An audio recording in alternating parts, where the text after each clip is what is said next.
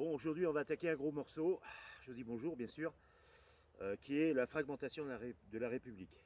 Alors, pour ce faire, il faut faire un peu de droit constitutionnel, hein, on ne va pas aller au fond des choses. La République, dans son article 1 de la Constitution, est une et indivisible. Bon, est-ce que les constitutionnalistes qui ont dit ça ont pensé qu'un jour c'était pas possible de faire et de vérifier la chose. Donc, elle est une et indivisible. Ok. Sauf que cette constitution est chapeautée par les droits de l'homme. Et ces droits de l'homme, dans l'article 16,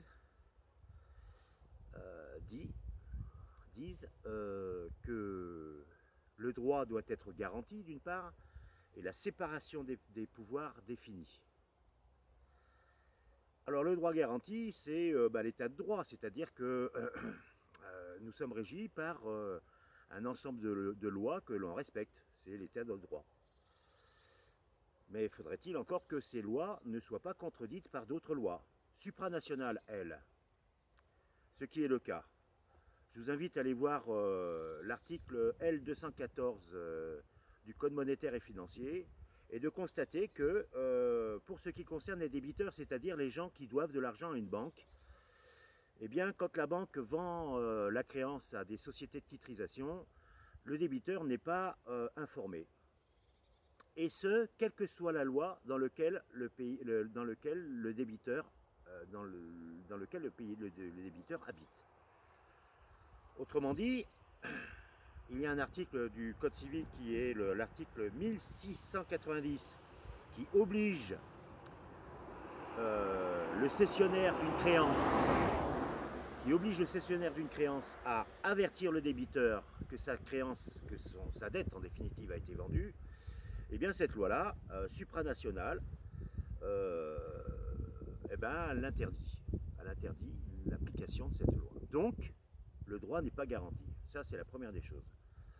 La seconde, pour faire référence à l'article 16 des droits de l'homme, qui chapeaute, je le répète, la Constitution, il faut que les pouvoirs soient... Il faut que la séparation des pouvoirs soit définie. Or, le Premier ministre Valls a sorti un décret en 2016 créant un service particulier qui contrôle la Cour de cassation. Et donc, les magistrats ont crié au Premier ministre en disant qu'il faisait fi de la séparation des pouvoirs. Donc, nous avons deux choses à l'heure actuelle qui font que l'article 16 de la Constitution qui définit, qui impose la garantie du droit et la séparation du pouvoir, si ce n'est pas constitué, si ces deux ensembles ne sont pas constitués, cet article 16 dit il n'y a pas de constitution. Donc, nous ne sommes plus en constitution précisément parce que des petits individus députés ont cru bon défaire cet article 16. C'est la fragmentation de la République. On ne peut pas laisser en place des hommes qui ont fait ce type de choses. Ça, c'est impossible.